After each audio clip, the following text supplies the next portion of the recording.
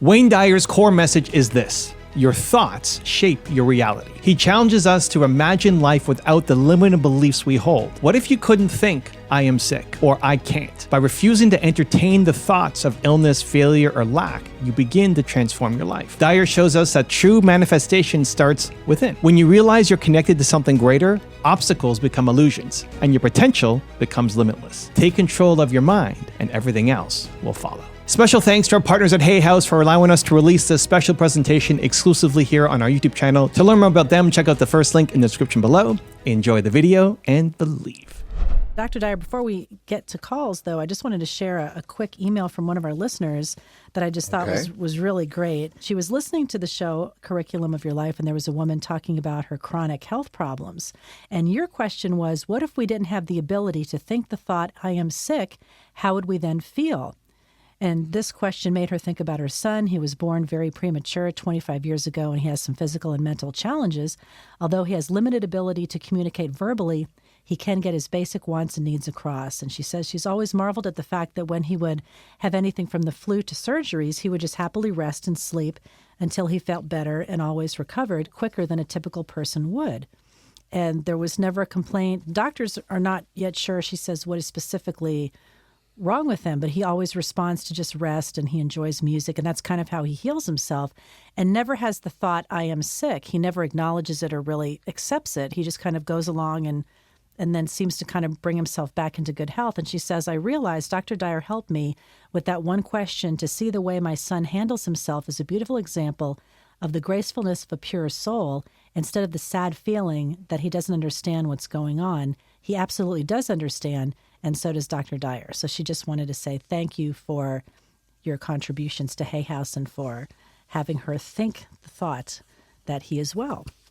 So I just thought that was sweet. That's a wonderful letter, and the concept is really. It's basically the concept behind a book I did a couple years ago called "Excuses Be Gone." Yes. Which is what I have a paradigm in there, and one of the questions in the paradigm is, what if you couldn't think the thoughts that you have that tell you that you can't do this, or this is impossible, or that you have to be poor, or that you can't get that job, or that you're infirm, or that you're weak, or that you're sick, and so on. What if you just couldn't think that thought? And it's interesting. I've talked before about this, the cleanse that I was on, and I just did another 3 days with my daughter Summer, who's here. Yes, the master cleanse. Yeah, the master cleanse. I just went back on it for 3 days just to sort of support her with it. She had taken up smoking at one time, and she's getting rid of all of that and really getting herself very, very healthy. And I was noticing wherever I go for a walk or anything, I see people walking by a restaurant, and they take a great big cheeseburger with bacon on it or something. They go to take a bite of it, and this isn't something that I've put in my body probably in 20 years. But when you're going through a cleansing process, the whole process becomes mental. And what it makes me realize is that virtually everything in our life is mental. What kinds of thoughts do we think? And I'm watching people put this great big greasy thing into their mouth and taking a bite of it and drinking a great big soda, and they're 50, 60, 70 pounds overweight and so on. And I'm thinking, oh man, that looks so good. And I'm thinking, what kind of a mental thing is that? And I begin to realize that it's like we become what we think about. And, most of the difficulties that we have, I think about people out there who are overweight. And I think, what if you couldn't look in a mirror? And what if you couldn't step on a scale? And what if you couldn't think the thought, that I'm overweight, that I'm fat, that I'm unattractive, that I'm lazy, that whatever it is, all the things that are associated with that.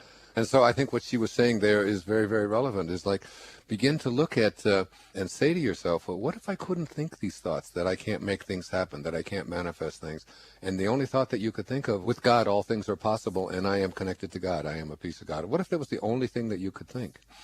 And then begin to challenge yourself and just say, okay, then I'm going to not give myself permission or the right to think thoughts that don't work for me.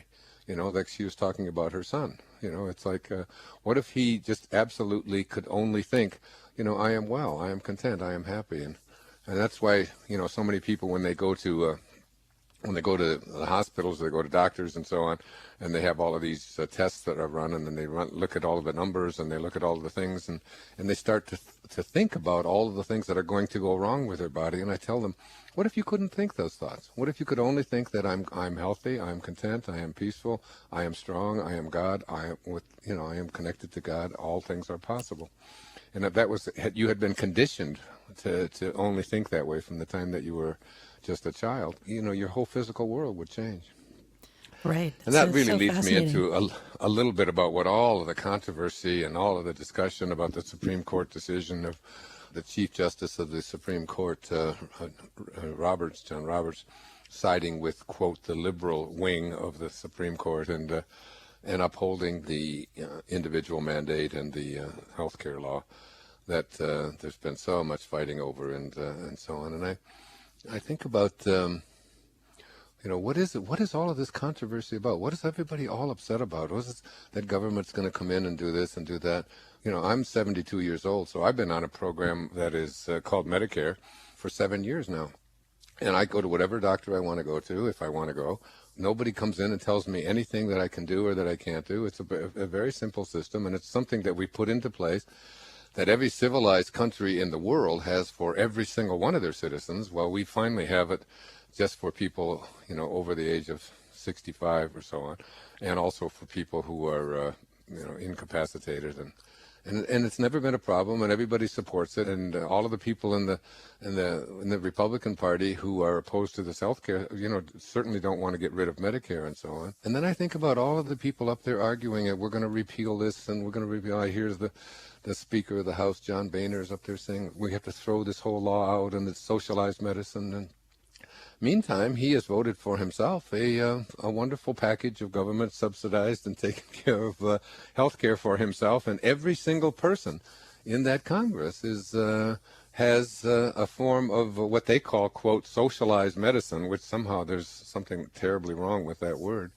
And all of these people who are voting on whether or not the rest of the country can just be free from the worry. The thing that concerns me the most about this, Diane, is the element of cruelty that is inherent in this argument that we have to, let's toss this all out and let's all start over again, which really means let's get rid of it, let's never have it again, and let's just say, we got a wonderful healthcare system in this country, except for the 50 or 60 million people who don't have healthcare, who when they find out that they have a brain tumor, or when they have an accident, or when they get some kind of serious debilitating disease where they need continuous coverage, they don't have insurance, they can't get insurance, the hospitals won't take them, and they just basically die and live in this, system where they're just so worried and so filled with fear.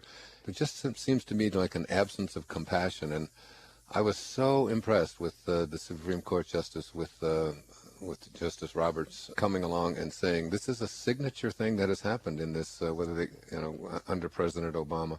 I think it has the same kind of magnitude as when the Social Security became something, and when the Voting Rights Act, the Civil Rights Act, the Medicare Act, all of these things that are just something that is accepted as, if you're born in the United States of America, one of the greatest countries in the world, supposedly, you should at least be able to live, every citizen ought to be able to live free from the worry that they, that they can't get the kind of medical attention that they want. And this is the direction that we're moving. And I was watching on Bill Maher show on Friday night. There was a woman on there who was saying, this is only really the very beginning, that we are in an untenable situation. We're in a place where healthcare costs are just going through the roof. They were using the example of somebody on the panel had gone into a hospital, and they got their bill, and they got a bill for, those little packets of Kleenex that they give you when you're in the hospital? Right, like $20 a piece for $28. that. $28 they were billed for a little packet of Kleenex. And Bill Maher was saying, where does this go? You can go over to any drugstore and get that for 49 cents. Where does the $27.50 go? It's the whole thing is just so out of control that bringing it back and having the same thing that we're offering for all of our citizens in this country, which is health care for everybody over the age of 65, Why not offer it for everybody? Why not just figure out a way, whatever it takes to make this happen, let's just get together and do it. And when the congressmen get together and say, we can't do this, when the Republicans particularly say, we're going to throw this thing all out, then if you're so opposed to socialized medicine, then stop taking it yourself. You voted for it for yourself. You gave yourself the best medical care that anyone could ever have, and you voted for it for life, for you, for your family. Even if you just serve 2 years in Congress, you get lifetime medical insurance and everything taken care of, paid for in this, quote, socialized means, by the government. So right, anyway. Why shouldn't the rest of us be offered the same ability to do that? And I've been without insurance before in various jobs and had to try to pray nothing happened. And it really is it's a horrible feeling, when you have to go to the drugstore and you have to pay the full price for your prescriptions. You can't get any break. And, or something happens to you, like my friend Terry Gordon, who's got a book coming out with Hay House this is July now, this month, called No Storm Lasts Forever. He's a cardiologist, a brilliant man, a very good friend of mine. It's a wonderful book. I really recommend it. When the book comes out, I want to put Terry on the show. But his son was, just got into a terrible automobile accident and was rendered a quadriplegic, and he's going to need medical care for the rest of his life. What do we do with people like this? Do we just say, we'll just let them die, or just, we're not going to give them the care that they need? The ability to offer insurance and a worry-free life when it comes to medical expenses and so on is something that ought to just come with being a citizen of the country, whatever it takes to make it all happen. And I just think that they've done such a masterful job of convincing a whole lot of people that there's something terrible going on here, and that the government's going to come in, and that there's going to be death panels and all of this stuff like the Sarah Palins and so on.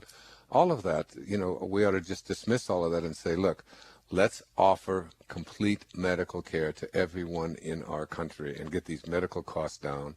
The people in Washington are the ones who are going to have to make this happen. And if they say we don't know how to do it, we can't afford it, we say, well, then you managed to figure out a way to do it for yourselves. Now go into another room and don't come out until you figure out a way to manage it for everyone else. By the way, for the people who are paying for your insurance. Exactly. They need to send you up there. Dr. Dyer goes to Washington. If I went to Washington, I would just say to all of them, all right, this is the room. You're all going in there, and you figured out whatever it is that you did in there to figure out how to give yourselves complete medical care for life and your families. You don't come out of that room until you figured out how to make this happen for everybody else, particularly because those are the people who are paying the bills for the health insurance that you've given yourself. Exactly. Exactly. I agree.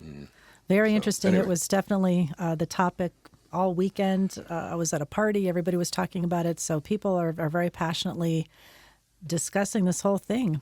Brings up a lot of feelings in a lot of people. There's so much mythology around all of this. There's so many rumors about it and all of that. And basically it just gets down to a political gambit. That's what it really is. One party doesn't want the other party to be in power, so they're doing everything that they can. And nobody could, people, as I say, I've heard it said over and over again that the main focus of the Republican Party now in Washington is to make sure that the president does not get reelected. That ought not to be the main focus of the people who have been elected to Congress. The main focus ought to be how can we govern and provide the services for our people, not how can we just stop somebody from becoming president. It's very frustrating. They just cited the U.S. Attorney General Holder for contempt of Congress over this gun thing down in Mexico. And I said, I think the whole country's in contempt of Congress. I'm certainly one of them that is. That's my rant for today. That's Dr. Dyer's soapbox. Right. Very good. Well, we've got some time to grab calls here. And sure. Did you want to start in Toronto, where you just were? I was just there. Let's see who's there. Let's go there. Catherine on line 1, and we will start with her. And Catherine, welcome to the show. You're on with Dr. Dyer. Hello, Diane. Hello, Hi. Dr. Dyer. How are you? Hi, Catherine. Speaking to you today is a wish fulfilled, so thank you. Good. I really appreciate it. Were you in the audience? Were you in the audience last week? I was. I found it very humorous and very moving, so thank you for that. Oh, good. You got a few laughs? Yes. You saw my brother up there. What'd you think of that? I got a chance to shake his hand. And did you? I just wanted to tell him how perfect and enough it was in terms of what he spoke, because he almost started to go to an apologetic place. And I just wanted him to know that it was very moving. Yeah, let me just say 1 minute here before we get into Catherine, your call, is that my brother David has just written a book called From Darkness to Light. And he tells the story. I mean, he was an alcoholic for over 50 years. He was very, very reserved and shy. He won the Bronze Star for bravery in Vietnam and 2 tours of duty there. He was basically an atheist and a very withdrawn person. And he got Parkinson's disease when he was 68 years old. That was like 4 years ago. And everything in his life changed. The Parkinson's disease, what you would think of as this is supposedly a diagnosis of an incurable disease, and it's just going to get progressively worse and so on. And it turned everything around in his life. He found God. He stopped drinking. He stopped smoking. He started writing. He's now written a book and telling a bit about his story and the relationship that he's had with me. And I had him on stage there in Toronto, and it was really, really a very, very beautiful moment. And he's just been flying. He's been in the clouds. He can't even believe people. He said people were coming up to me, and they just wanted me to hug them. They told me that I was inspiration. He said, I can't even believe that. I mean, his whole life changed, and it's like so many of the things that come into our life that we think are terrible, and what an awful thing to have Parkinson's disease at the age of 68. It was largely from him being in Vietnam and being exposed to Agent Orange. And it turns out that this storm, this horrible thing that supposedly happened to him in his life, was one of the greatest gifts that he was ever given. He found God. He found a way to get over his addictions. He started writing, and he's the happiest guy in the world these days. So, and I had him up there on stage. So that's great. Book is wonderful. Yeah. And he's a sweetheart. He is. He's a sweet man. Yeah. And So, Catherine, what was your question? Yeah, you mentioned during your talk that, we must be what we can be. And you said obese people are not what they can be, that they don't treat their body with reverence. And then, of course, Sky went on to talk about the greatest gift is to love yourself. And right. I'm a weight loss coach, and what I do is not about nutrition or fitness. It's about teaching conscious weight loss, which is like the intellectual, the emotional, the spiritual clarity that we bring to these things. And it's grounded in unconditional love. So my question for you, the cleansing and the weight loss that you experienced recently, you talked about a greater clarity that brought to you, and I'm assuming that that's serving your writing now in a big way. How would you articulate this greater clarity for others who just don't know what they're missing? And then the second part of my question is, what's your thought on spiritual leaders who are overweight or obese? Well, there's such a conflict in this because, and out of one side of my mouth, I say that you are not your body. And so therefore what you are is formless. I tell people often, the life inside of you is really God. That your body is, if you weigh your body when you're alive and then instantly you die and life leaves your body and you weigh it, it weighs the same. So that your life, that whatever it is that leaves it, is weightless. It's formless. But we all emerge, on the other side of my mouth, I say that our bodies are our temples. These are the things that house our soul. And if these bodies are being deteriorated or they're being poisoned or they're being overfed or they're being misused in some way, not exercised properly, not fed properly, then you don't have any place else to live. God leaves this physical domain, if you will, and you are incarnated here into a physical body so that when you return to optimum health, when you return to perfect health, the place from which you originated. I mean, yesterday I was out walking and I saw 2 people walking towards me, and they both were about maybe 125 pounds overweight at least. Rolls of fat rolling off of them, hard to walk, could see over breath. Their faces were flushed, red, and so on. And both of them were carrying from Subway a soft drink that must have had 32 ounces in it. It must have been a quart of either Coca-Cola or some kind of sugary drink. And I was just watching and watching them as they were walking, barely, having difficulty walking, but balancing this bag of food with this great big thing of pure sugar that they were pouring into their bodies. And I was thinking, if you only knew, if you could only sense inside of you that there is a place that is craving for you to just drink pure water, for you to rid yourself of this mental training that you have had, that you have to pour this kind of stuff into your body because we all come from a place of well-being. We come from a place of perfect health. And when you get back to that place of well-being, when you return, as I've quoted T.S. Eliot many times on the show, and said, we shall not cease from exploration, but at the end of all of our exploring will be to return to the place from which we originated and to know it for the first time, to know it. I think he might have been talking about death there, that when we die, we'll return to the place. But I've said in Wishes Fulfilled that I believe that we can experience returning to that place without having to leave our bodies. And when you do return to it, when you begin to exercise yourself regularly, when you begin to watch the kind of food that you place into your body, when you begin to drink more water, when you begin to have healthier thoughts, there's a new clarity because you're now reconnected to your source. You're more aligned with God than you've ever been before. And this is the clarity that I feel. You're absolutely right. I feel it when I'm writing. I feel it in every moment of my life. We got to go, Catherine. We're going to get a break here, I just heard. I want to send you a copy of Experiencing the Miraculous. Have you looked at that?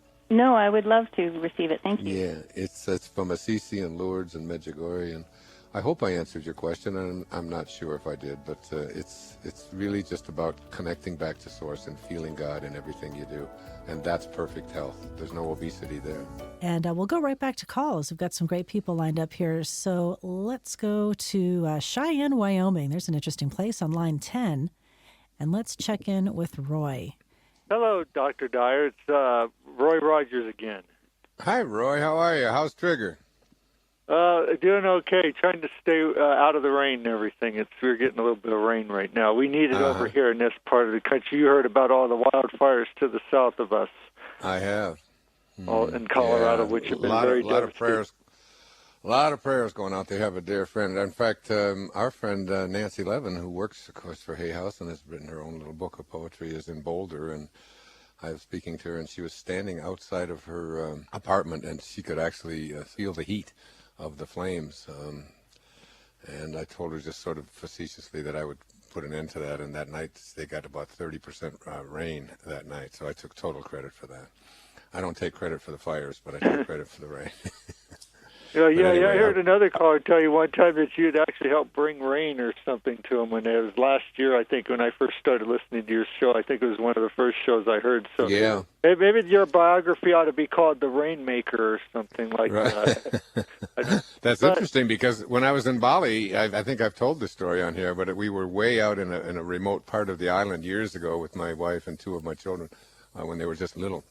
And we walked into this village, and there was a man laying there on the ground looking up at the sky, and this is right on the equator practically. And I asked, who is he? What does he do? And they said, he's the rainmaker. He brings rain, and he doesn't pray for rain. He prays rain. Greg Braden wrote about that in one of his books. So, yeah. Anyway, what's on your mind, my friend from Cheyenne?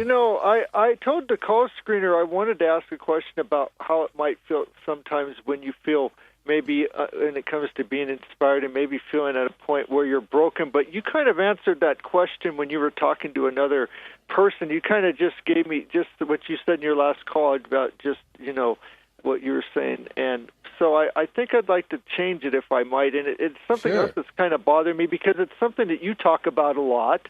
And I watch your PBS special. Whenever it's on PBS, it's on a lot. And if I happen to be catching it, I'll just listen to the audio just to bring in the positive vibes. But if, you're talking about Anita Moorjani and death, and you've written about this and how, when people die, it seems like they go to this feeling of absolute love and peace and everything like that.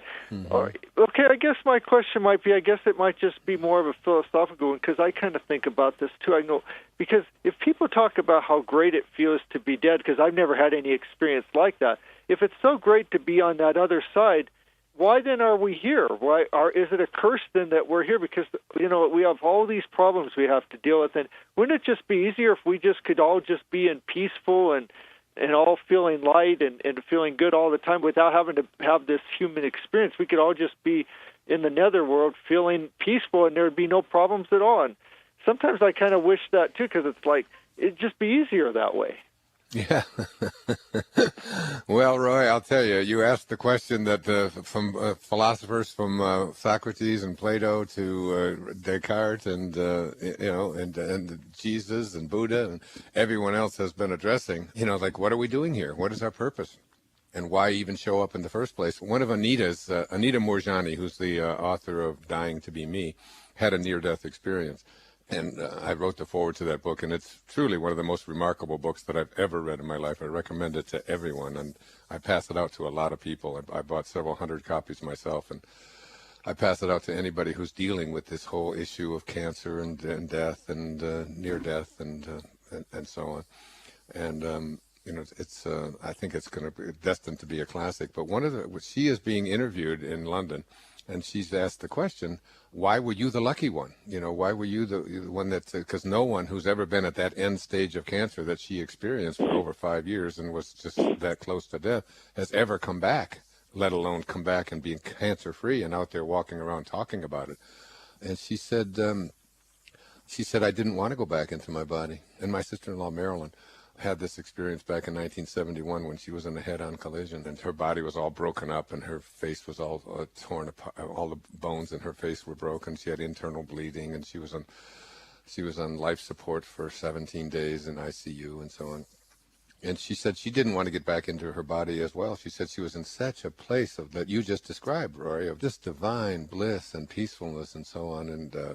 And why would anyone want to get back into their bodies? And Anita's response was, I always loved it when she said, because people ask her, look, my sister had the same thing you had, or my mother had this, or my wife had that, and they died. Why were you the lucky one? And she said, maybe they were the lucky ones, and I wasn't the lucky one. Maybe I had a dharma. I had something to come in here into this world and to accomplish. And then when I accomplished it, I can't do it as long as I'm not, it's not back in this body. And my sister-in-law had 3 children that she felt that she had to get back into her body to take care of. Anita felt that she had a very important message. She wanted to talk to people about being love, to being in a state of love. But to the question that you are asking, which is why are we here in the first place? It's just the great mystery, Roy. I mean, it's you have to just live in that mystery. I have no idea. I mean, I've read many books about this, and and many of the spiritual masters, especially when they speak about, why did God even create this world? And why not just stay in a place of a non-form bliss? Period. Some of them say that God just got bored, with all of that, and just wanted to create an opportunity to express it in a physical form as well as in a spiritual form. I don't know the answer to that. I can't even pretend to know the answer to it, but I do know that we're here. We did incarnate. This is the physical body. These things that I'm looking at trees and the ocean and the grass and the birds and the flowers, in the room that I'm sitting in and so on. And it's real, and yet there's the paradox that it's that it's not real at all, that it's all illusion, that we're all spirit. So if we're going to be here for 100 years or so, the whole thing is just be in a state of grace and peace and love and do the best you can with it. I don't try to make any more out of it than that. What do you think? As I've gotten older, well, since I've been 39, I've just been feeling, I guess, a little bit older. It's kind of like, anytime I feel a little bit, I get a little ache or pain, or I'm thinking, oh, God, is this the start of something, or like, it's like that one movie, Solitary Man, where they were middle-aged people in their 40s or 50s or something, and they were saying the best news you can get from a doctor is like, we caught it early. And yesterday I was buying something at the store, and this lady asked me if I wanted my senior citizen discount, and I'm only 45.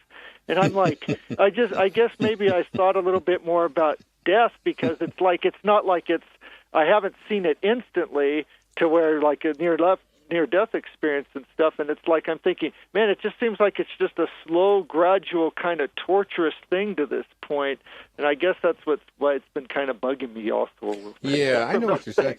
The best thing to do with that, Roy, is just turn it around and just say to yourself, God is love, and we come from God. God is the source of all things, so that we are love. And so you just love every aspect. It's like I was telling the story of my brother David, standing up there in front of several thousand people in Toronto, and being able to speak when he couldn't before, and being able to say, I love my Parkinson's disease. I've been diagnosed with leukemia.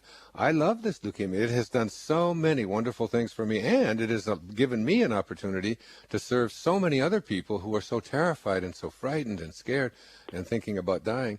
It has brought me Anita Moorjani. It brought her into my life, and this person who has now written a book that I think can bring peace and love to a lot of people. And just let the rest of it take care of itself, because when it's time for life to leave your body, it will, and it can't. The part of you that is really real, that is authentic, was never born. It never dies. It's infinite. So see yourself as an infinite being, and just see this is just part of the dance. That's all. Well, Gotta go, my friend. Yeah, thanks, Roy. for God bless words. you. Yeah, you're very welcome. Let's send you a copy of Experiencing the Miraculous. Leave your address there. It's the wonderful tour that we did to Assisi, Lourdes, and Medjugorje. It's a really beautiful program. I'm very, Okay, very proud I'll of it. check with you later in the year. Thanks, Roy. Say hi to Trigger and Kimosabi. Yeah. Okay. Right. That would be funny. Kimosabi, Nancy? I mean, Nancy. Nancy. Diane. I'm just talking about Nancy. Kimosabi, was that the Lone Ranger? No, that was Tonto. That's what Tonto always said, Kimosabi. Oh, right. That's my friend, Yeah, right? Something like that. You're not old enough to remember the Lone Ranger. I remember who he is, definitely. Yeah. Well, let's see. Where should we go next? How about let's go to Gina in Dalton, Georgia on line 1. And Gina, thanks for holding. You're on with Dr. Dyer. Hello. Hi, Gina. Hi, Dr. Dyer. It's such an honor to speak with you. Thank you so much for taking my call. Oh, you're very welcome. Nice to hear from you. I have to give you just a little bit of backstory to understand my question more. About 3 years ago, I started going through a bit of a, awakening, or I started to go through an awakening. I've had many life-altering experiences from childhood on up into my 30s. I'm 39 now. And I started to assimilate all those problems that I have, and I don't have the victim mentality as much anymore. And I've been able to make use of, find the good in all those situations. And over the past year, I've been feeling really led to be of service to others because, for many years, friends and close family have been coming to me kind of with their problems anyway. And for the longest time, I had the kind of thought, I have all these problems. Why is that to me? But I guess because it didn't completely take me down, I still had a lot of the victim feelings, And anyway, but to get quicker to my question, my husband and I, we've been together for almost 10 years. And he, has had a lot of situations in his past, too, that has created kind of, the victimization in him, too. So in the beginning, we identified with each other on that level. Well, I'm not so much identifying with him in that way anymore. Mm-hmm. And, it's kind of put a lot of space between us since I've been going through all these changes. Mm-hmm. So, I'm kind of wondering what might happen with us in the future. I'm just, we've just been growing further and further apart. And I don't see where I'm wanting my life to go to be any different. And I'm not sure, he's ready for me to keep having that change, if that makes any sense. I'm sorry, I'm a little nervous. No, that's okay, Gina. Now, let me ask you this question. Are you in love with your husband? I am. I do. I love him very much. Mm-hmm. I love him very much. And what does that mean to you? What does it mean to love someone very much, to be in love with someone? I want the best for him. Mm-hmm. I want him to be happy. Sorry. Mm-hmm. That's okay. But I want to be happy, too.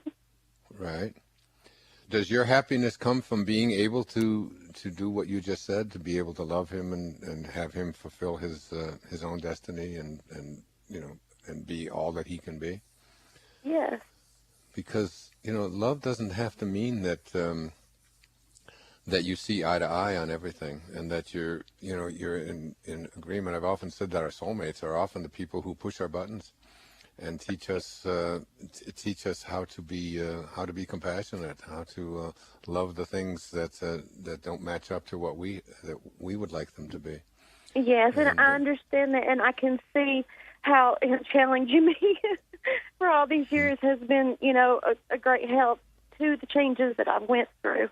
And now, I would really like to be able to help him, with some of his things, but, he's not really interested in what I had to say. So, it's hard to see him struggle with those things, knowing that he doesn't have to. Yeah, but you know what? It's like all of this sort of happens, Gina. It happens on sort of divine time. I mean, we try to push the river. We try to make. You're moving in a direction. You're probably moving a little bit faster than he is. You're seeing things that he doesn't see. He's probably got different things on his mind altogether. And instead of just allowing that and just staying in a place of this is who he is, this is how he feels, this is what he does. It's not the same as I am. I'm going off in this direction.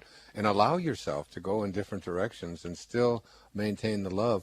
And ultimately, the decision about whether you're going to stay together or not, or whether this will end in a happier marriage, or whether it'll end in a divorce or whatever. That's just the tricks that the mind starts playing on. It's like, I've got to get this all figured out. I have to have my whole life scheduled, and I have to know every detail of what's going to happen. Instead of that, I would just recommend that you just be in a state of grace and joy. And if he's not in the same place that you are at, honor him for where he is. And don't be in that place where, there's something wrong here. We constantly tend to do this in our relationships. We're trying to find a common ground, and this is, that we both agree on everything. The fact is that you probably agree on very little. And love, and love is really just, a willingness to love, love someone regardless of what they think. Robert Frost said it so beautifully. We love the things we love for what they are. Well, we have two children, too. I have an 8-year-old and a 5-year-old autistic son. And the past 5 years, I used to have a career. And after the economy first officially fell out, I lost my job. And so I became a homemaker because I had a young baby at that point in time. And we started having problems with him early on, and later to find out that he's autistic. So I've tried to make the best use of my time being here and not having, the career and everything. So I've tried to appreciate it and make the best use I've had of it. And, that's when I began all this. Yeah. It's been a wonderful journey. And you've got a lot on your plate. I mean, you've got a special needs son who requires a lot of your attention. He probably, ultimately, if you could see him, as probably the greatest teacher who ever came into your life. Absolutely. And he teaches you about being in the moment and being, being in a state of grace. And he's a representation of divine love. Absolutely. And so it's like, instead of looking at him as someone who is taking up so much of your time and keeping from being able to work the way you used to and so on, see him as this great gift that came into your life. And it's like, if you look at him and then you look at your husband and you say, well, no, I could look at him as someone who's not on the same path I'm on, and he's going in one direction, and this is going to lead to terrible things. Or you can just say, I just love him for what he is. And I don't have to be with him at every moment, and we don't have to agree on everything or even anything. And I can still be in a state of love, because divine love is really a different kind of love. It's a love that, that never changes, and it's a love that never varies, and it's a love that you have for everything and everyone. And the life inside of you, the life inside of your husband, the life inside of your son and your daughter is really just God. That's all it is. And if you can just stay in that state, just stay in that very peaceful, loving state, and turn the rest of your life and all of the details over to God, over to something greater than yourself, and just be, just be in a state of peace and joy. It's you'd be surprised how quickly it'll all work out for you. Yes, well, with my son, when we first started having problems with him, and, I found out the whole autistic thing, I struggled with it for a very long time. Of course, didn't want to accept it and all that kind of thing. But then, I started seeing, how much he's taught me and how wonderful he is, just like you. Absolutely, yeah. Also, become conscious of what you feed him. Read Pam McDonald's diet, book, The Perfect Gene Diet. We've already cut back on a lot of different things because of that's very important, because we're finding out that a lot of the stuff that we're eating, I mean, if you go out into the world and look, you see that 1 out of 3 of us now are chronically obese, you know. I mean, and then you see high increases in the number of autistic children, and you're seeing lots of changes, physical changes taking place in our human species, and a lot of it has to do with watching, you know, the kinds of foods that we place in, the water that we drink, and things like that. Yes, yeah, we've been working on a lot of that. Yeah, he's a And blessing. I've been trying to work on my name? own self too, with my, you know, with my weight and stuff. I've always kind of had a weight issue, but in the past 3 years, I've been able to take off like 70 pounds, but it's took me 3 years to take it off. 70 pounds? That's a whole Backstreet Boy. That's what I... Well, good for you, my dear. You know, I don't know if you know anything about it. You've heard me talk in the last few weeks on the Master Cleanse. Yes, You know, I have. going through and cleansing your body, getting it back into maximum health. That's what I'm working at right now. I just found out that I called my son, who's 25 years old, and he's a surfer, and he's in great shape, and he's, you know, all these things, and I asked him what he weighs, and it turns out that I've got my weight down to, it's exactly the same as his at the age of 25. So, Awesome. yeah, and any of it, because it all, and, you know, when I think about your call and your husband and your son and you and the obesity thing and all of that, just come from a place of you know, I am divine love, I am perfect health, I'm a piece of God, you know, and my body I treat it as a temple, my son's body is a temple, my husband's body is a temple, and all I'm going to do is just be in a state of love, and just try that, it works. I will. Let me send you. We got to go. I got to get to another call. I want to send you a copy of Experiencing the Miraculous. It's four films in Assisi and Lourdes and Medjugorje. You're going to love this. I promise you. Thank you so much, Dr. Dyer. I appreciate it so much. Thank you, sweetheart. God bless you. It's all perfect, dear. It's all perfect. Thank you. Namaste. And we probably have time for one more. We can grab goodness. Ellen in New York, and she's been very patient on line 5. We've got about 2 minutes. Oh, so my we goodness. can grab Ellen really Hi, quick. Ellen. Thanks for Hi, your Dr. patience. Dyer. So quickly, I just wanted to ask you then about the forgiveness the forgiveness work and what you did with your father. And I'm completing my training to be a body-centered psychotherapist, so we work with the body. And so sometimes I've done all the spiritual work, and family can still trigger you, and I find myself acting in ways that surprise me. And forgiveness, especially, it can really be held in the body. You can feel these emotions, and I think I just wanted to hear from you about that work. You know, sometimes it sounds like you just did it effortlessly with your father, and if you could just speak a little bit about that, like bringing forgiveness into the body, because it's so important. Right. I didn't do it effortlessly, but you know what, Ellen? The truth of it is, I don't really believe I did it at all. I'm writing about this right now in this book that's going to be out in probably another year or two. It's called I Can See Clearly Now, as I'm going back, looking at all of the things that transpired in my life from the time that I was a young boy living in foster homes up until right now, and all the different people and the teachings that have come into my life. And I really think that I was just being guided. And I think we're all being guided. We just don't listen to that guidance. You know, the old line that's like, when the student is ready, you know, the teachers will appear. The teachers are always there. The teaching is always there. It's whether or not we take a hold of it and grab it and use it. And I really think that I was directed to my father's grave in 1974 because I had a dharma. I had something that I came here to do. But I was aware that I had to do this. This wasn't even a choice for me, that I was going to become a teacher of higher consciousness. And so I was directed to do that. Get quiet, listen, be in peace, and you'll be guided to forgive and to love. Gotta go. I'm sorry. Call back next week. I'd love to talk to you more. See if we can get her on next week. To watch another amazing Wayne Dyer video, check it out right there next to me. I think you'll love it. Continue to believe, and I'll see you there. I just got back from California. Went out last week and did the Ellen DeGeneres show. It aired on Friday with Janet Jackson, who I could hardly hear with that tiny little voice. Oh, you're kidding.